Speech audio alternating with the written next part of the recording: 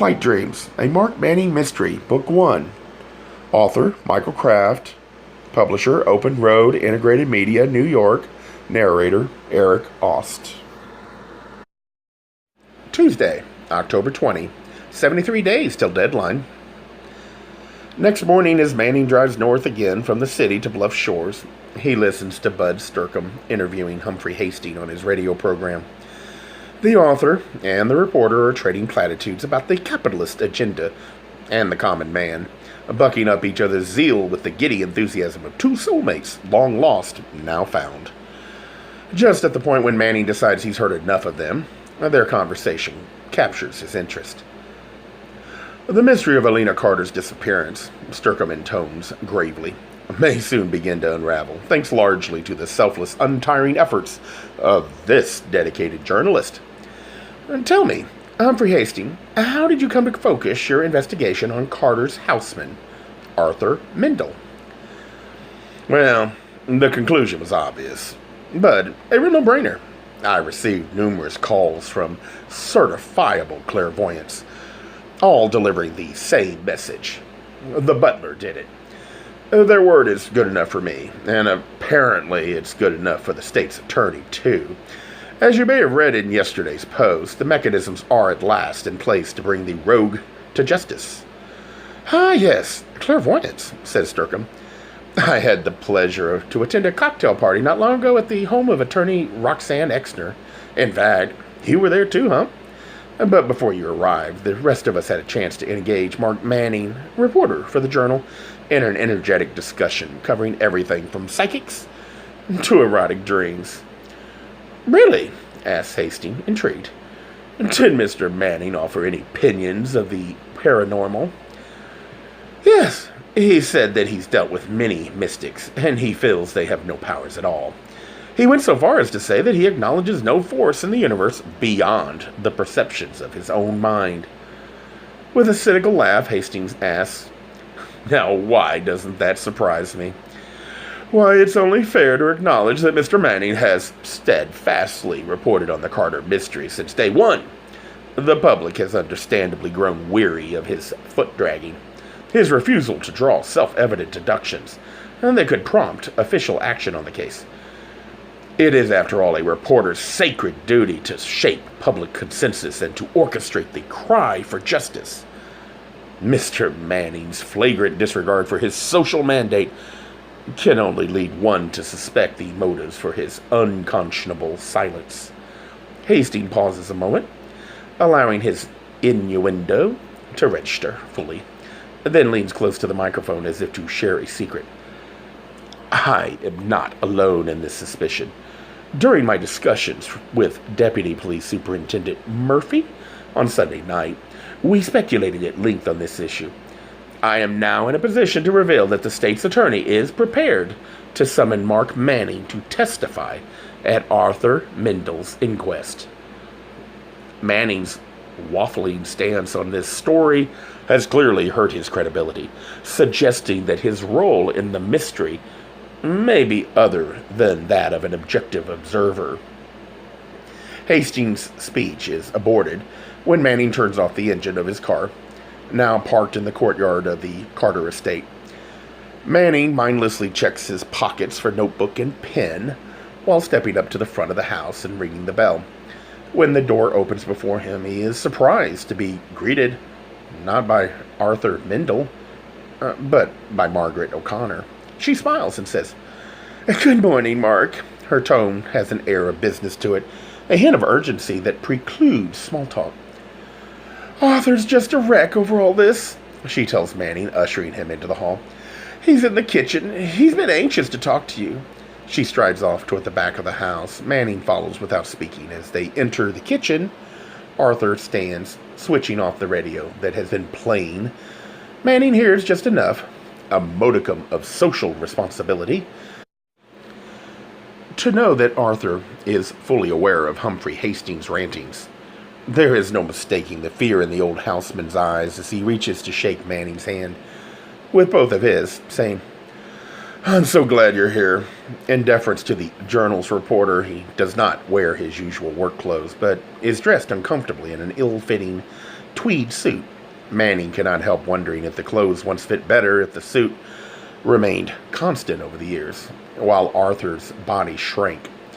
Margaret excuses herself from the kitchen, letting the door swing closed behind her.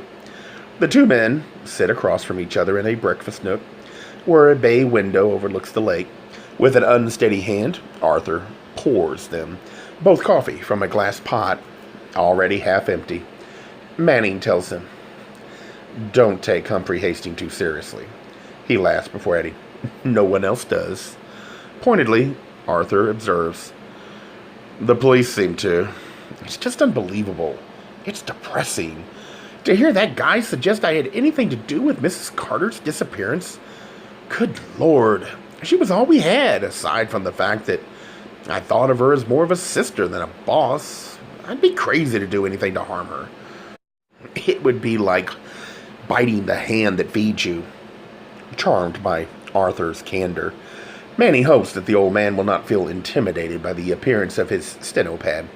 He uncaps his fountain pen and begins scratching a few notes. The reporter wants to explore two topics regarding the heiress: cats and religion.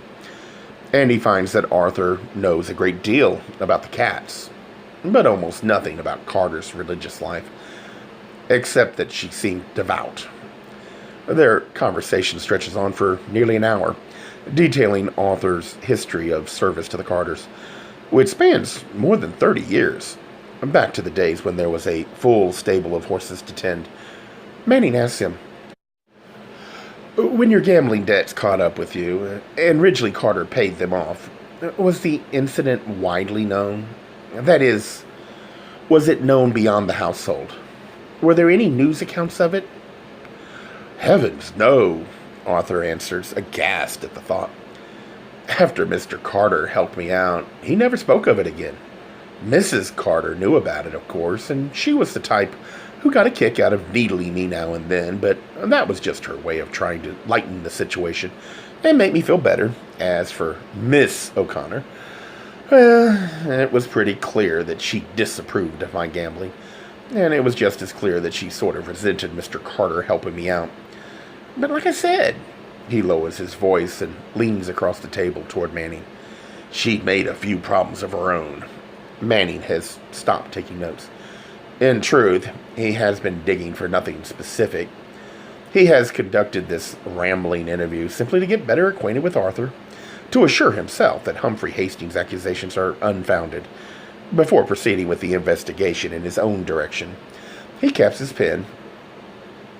Arthur tells him, "Before you go, you might want to take a look at something.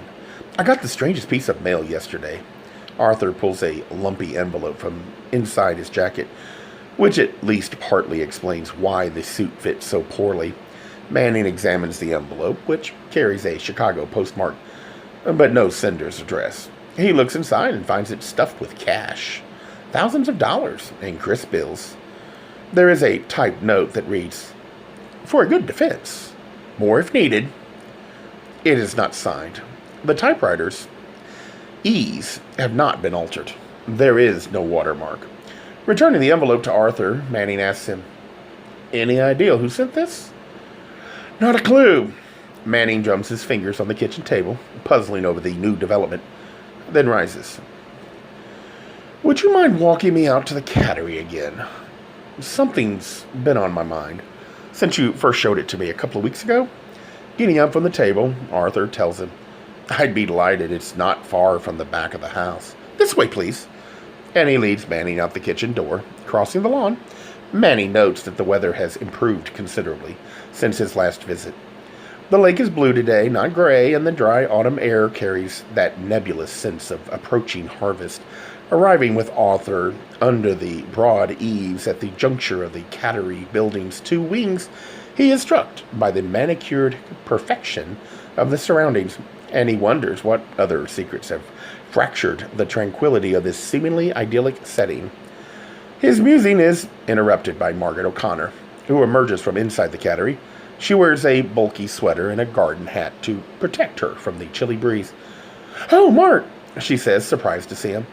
"I was just finishing my morning rounds. May I show you inside?" "Thanks," he answers.